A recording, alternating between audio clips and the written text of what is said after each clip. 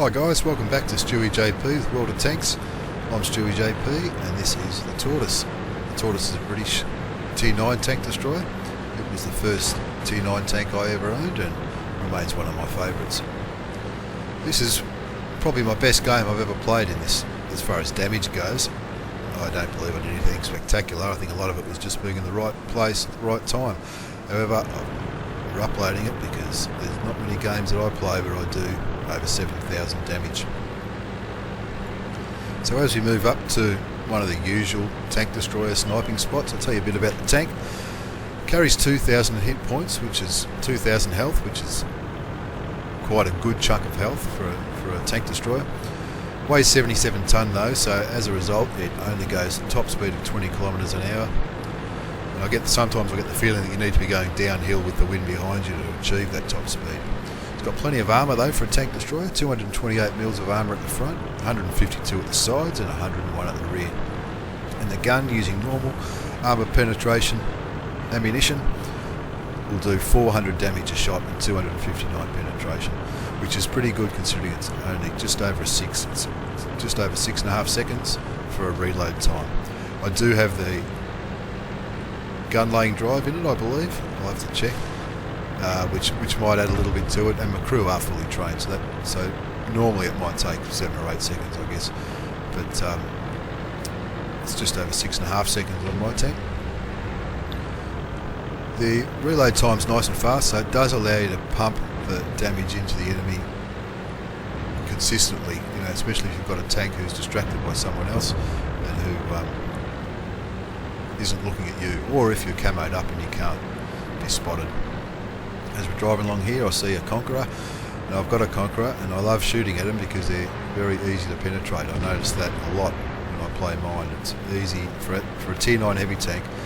That doesn't have a great amount of armour. So I zoom in on this Conqueror and put a few shots in. You can see his turret. Looks like his turret's not facing me, so he doesn't know he doesn't know that I'm here. The sense hasn't gone off, so I'm just going to sit here and keep shooting until either he spots me or he goes somewhere else. You can see there he's facing to the right of screen, so I may as well just keep shooting him. I'll put a couple of more blind shots here. I can't see him. I'm guessing he may still be in the same place, so I'll put a few more shots into that area. I'll back off. At this stage I'm noticing the scoreboard, we're down 2-6, and looking at the mini-map, a lot of enemy tanks are down the southeast corner, where all of our heavies that have gone down to the southeast corner have been killed. We haven't got one heavy tank left. Now the score's 2-7. It's time to move, and I'm thinking the base is going to be captured pretty quickly. 3 of them jump on our cap. The cap timer will cap out in no time at all. So I try and get myself into a spot where I can oversee the cap, mainly to reset it, but also to destroy those tanks that are closing in on the cap really fast. So moving down towards these rocks and this barn.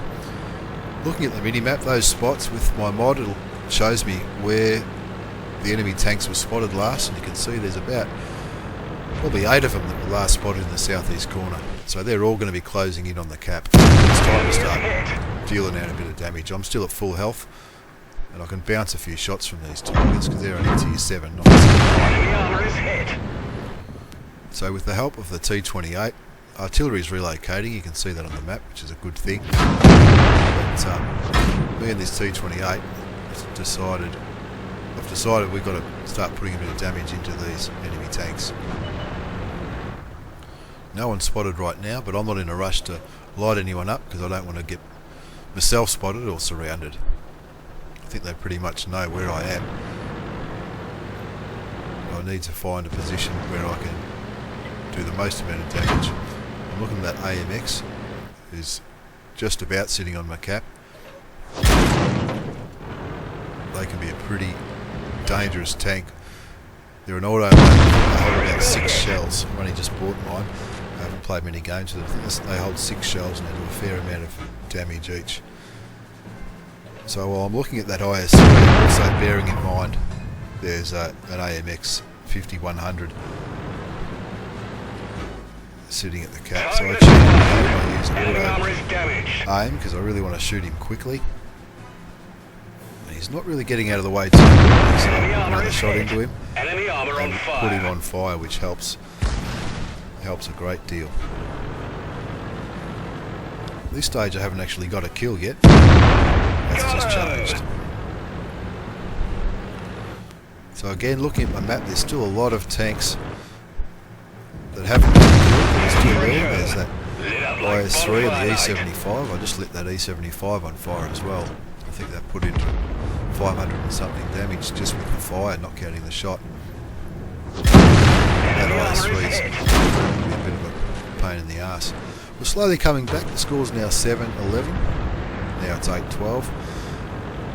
And all I need to do is sit here and stop them capping. So hopefully slowly chip away at the damage.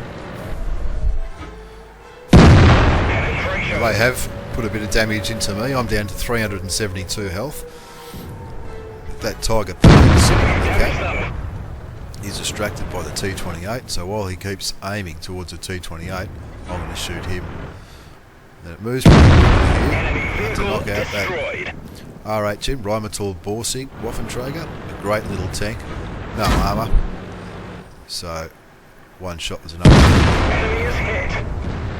The E75 and the IS-3, if they had have been a bit more aggressive and come forward, they could have easily overpowered me and the T28. Both two slow tank destroyers, they could have quite easily gotten behind us, but they didn't. They chose to sit behind a barn and try and snipe us, but which just wasn't proving effective at all. They were all on 100% health when we first started this little gunfight. And slowly we just chipped away and killed them.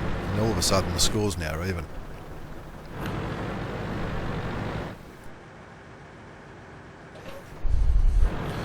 Looking across, that E75 is just about dead now. One more shot and I should be able to kill him, or just about kill him. And I've got that little tier 7 German tank destroyer just to annoy me. He's actually keeping me lit up, but they don't have any artillery to shoot me, so I'm not really worried that he's kept me lit up. I don't know where the other IS-3 is. He was last spotted near the enemy base. He could be coming up behind me. He could be, or he could be camping at base. I have no idea at this stage. So what I want to do is get rid of that E75 and then take on the little German PZ SFL5.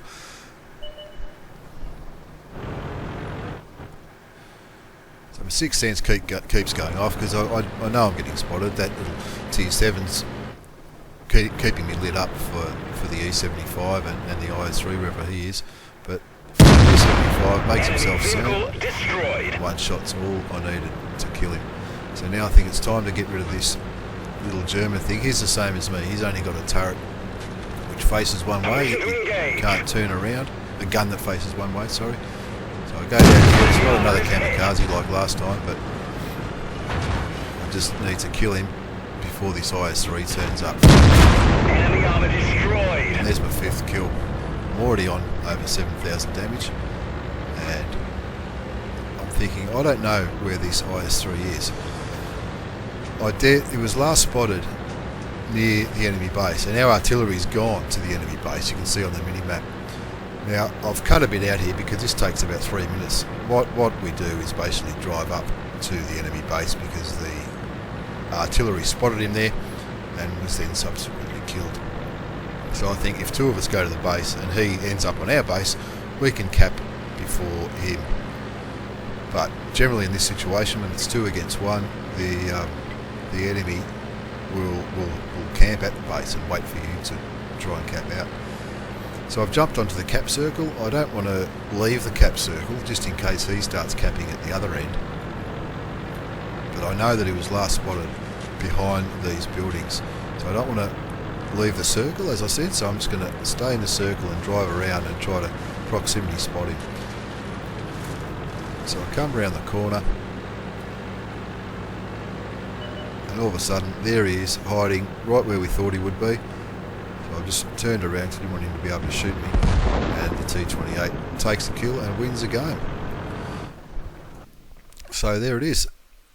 Here are the post-game stats. I've got 2200 experience, As you can see, I've got the high caliber medal as well as a steel wall.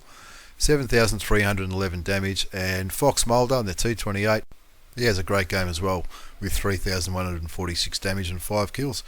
There it is, folks. I hope you've enjoyed my second video. I hope to see you again soon. Take care and bye for now. Don't forget to leave comments if you like. Have a good day.